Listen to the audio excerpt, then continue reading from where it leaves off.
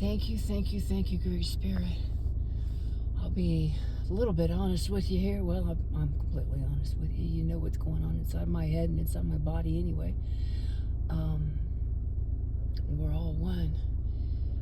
Whew. Wasn't sure if Chief and I was going to make it through the night. There were several times where I was like, oh, just get Hoopsie started up and just, you can drive at night. Oh, let's get back to the apartment.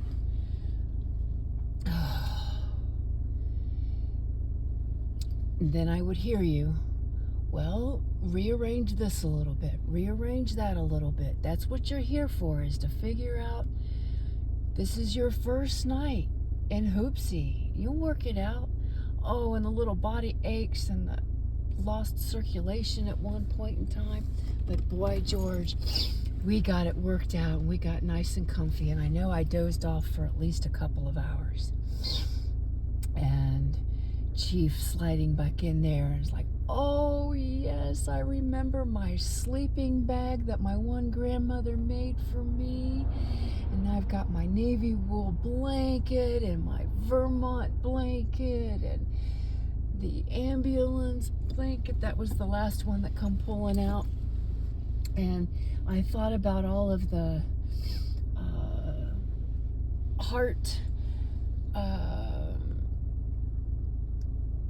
the Fire family blankets that are hanging on the wall in the apartment, going, boy, that would feel really good right now.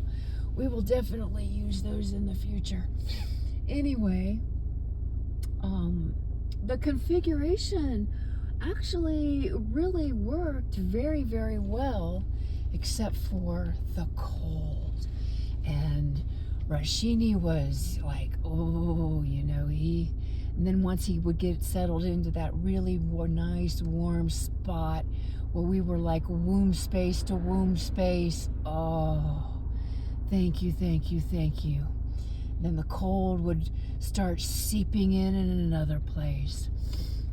And when that alarm went off in the morning, it was like, oh my God, thank you. And we did it. And oh, every time I would open my eyes and take a look outside, oh, the stars. I haven't seen stars like that in a really long time. Thank you, Great Spirit. So, yay. It was interesting, did not hear a single owl. The only thing I heard was the other person that was sleeping in their vehicle there at the trailhead at Cougar Point start their quiet little newer vehicle up. You could barely hear it, but I would hear it, like something kicking in, and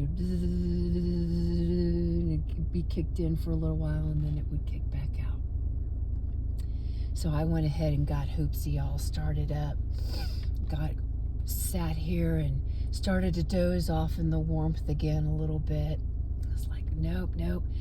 I heard the vroom. It was like morning fire. Let's go down and get our coffee.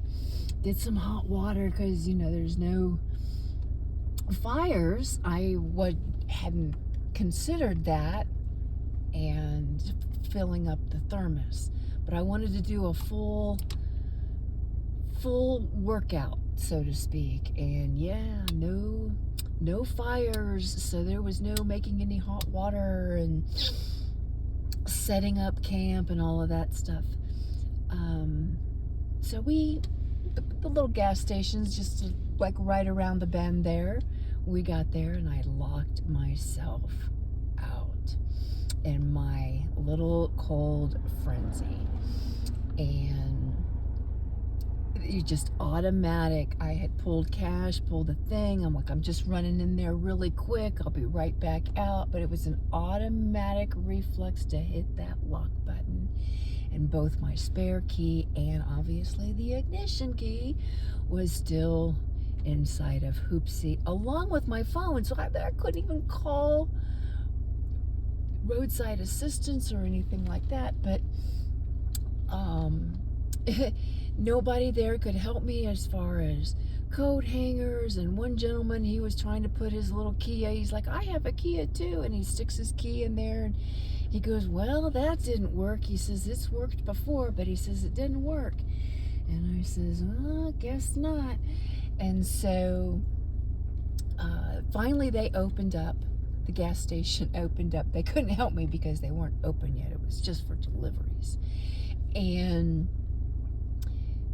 several of the delivery drivers tried to assist me, and then some other gentleman said, I'll call AAA and send him down here. And I'm like, I'm not waiting on that. He pulled out, and they opened up. So I called 911, and I says, I'm really sorry to have to do this. I says, but my service dog is locked up. Ma'am, is your dog in distress? I says, no, my dog is not in distress, but I will be here very shortly if we can't get back together.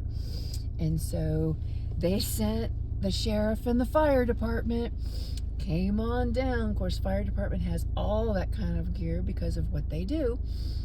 And so they were able to get her open. Of course, I had to show my registration and all this and that. And they were just so beautiful and kind. And they let me, even the gas station, he's like, go. Let me have I didn't even bother with the hot water because, well, I couldn't get into Hoopsie to get my mushroom coffee. So I just went with the regular coffee. I'm feeling it. Can you tell? Yeah, haven't had real coffee in quite some time. So I'm like going, oh, I can feel the difference between the two. So it was hilarious. And then we get back together, and he goes, obviously the dog knows you, and he goes, do you need any kind of medical assistance? I says, this is the only medical assistance I need right now. We're licking, and he could tell that I was okay, and he went running back into his little bed and got covered all up into his little cozy spot again. So we came on down and found a little spot that was open where we could get down to the river. And the ground's frozen right now, so we could get through the mush and the muck. All of the ramps are closed. All of that kind of stuff is closed. So haven't seen any boats whatsoever. All the boats are out of the water. There's nothing like that going on right here, right now. So there's no putting my little kayak into the lake. Not this trip, anyway. We got our ceremony, and then we had our 12-12 portal ceremony with the fire this morning. And I had a little interesting, but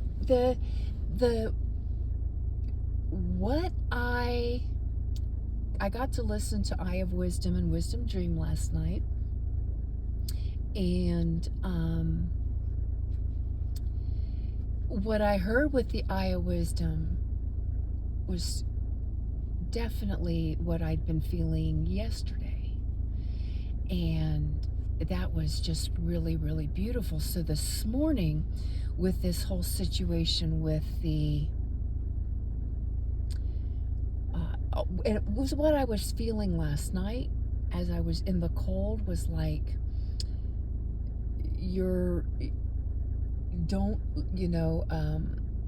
breathe through the cold, breathe through the little body aches and pains, breathe into it, and listen. And that's how I was able to hear the different things that I needed to do next, which made the evening a very, very, once all of those pieces were taken care of, and we finally got to that, and got a couple hours of sleep until the alarm went off. And then this morning, with making it to the gas station and the whole situation with the locking myself out of Hoopsie, what I heard very clearly was, don't allow your emotions and the things of others, the behaviors of others. Don't allow the situations, the experiences to lock you out of your own home or heart. Whoa. That really, yeah, I'm really sitting with that. And so I'm listening to the fire and fire family, and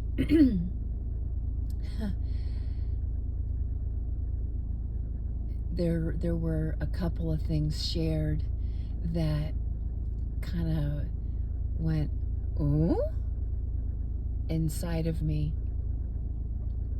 And I breathed through that. And as I was sharing with a sister about my little experience, that's when I had my little aha. Don't lock yourself out of your own home or heart. And only you have the key to the heart, your own heart. Only you have the key to your own heart.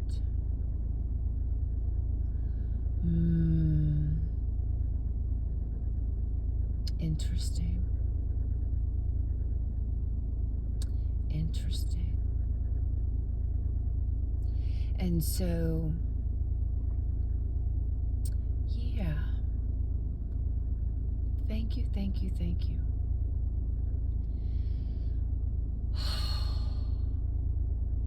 What a beautiful experience.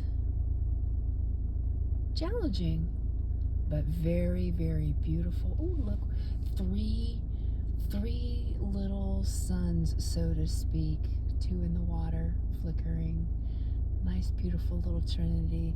There for a second, as I was looking at the camera, the sun itself looked like a heart in that reflection. Anyway, just want to say thank you, thank you, thank you. And so grateful for the fire family. So grateful that we can call an emergency crew. So grateful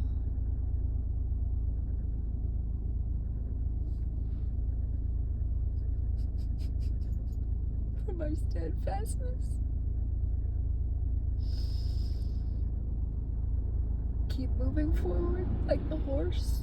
Keep moving forward into the horse and allowing the rest of the snakeskin to peel off.